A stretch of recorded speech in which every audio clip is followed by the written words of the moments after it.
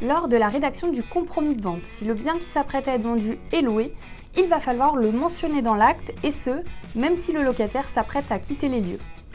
Si le bien est vendu avec le locataire en place, indiquez-le donc bien dans le compromis.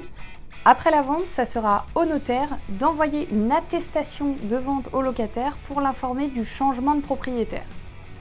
Il est également essentiel d'informer l'acquéreur que si le bien qu'il achète est loué nu,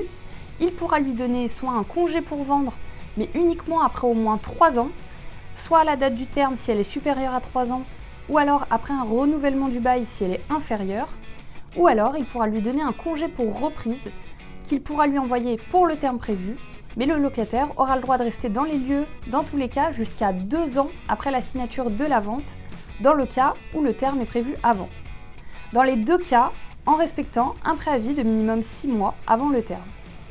Si le bien est loué meublé, l'acquéreur peut toujours donner congé au locataire pour le terme du bail, peu importe qu'il se trouve dans 2 mois ou dans 1 an,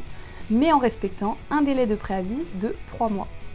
Si le bien est vendu sans le locataire, nous vous demanderons dans le compromis la date à laquelle le bien sera libre de toute occupation. Le bailleur doit en principe avoir donné congé pour que le locataire quitte le bien avant la signature de l'acte authentique. Il n'est pas rare d'ailleurs de prévoir une condition suspensive de non-préemption du locataire dans le compromis lorsque, dans le cadre d'un bail nu, le locataire bénéficie d'un tel droit.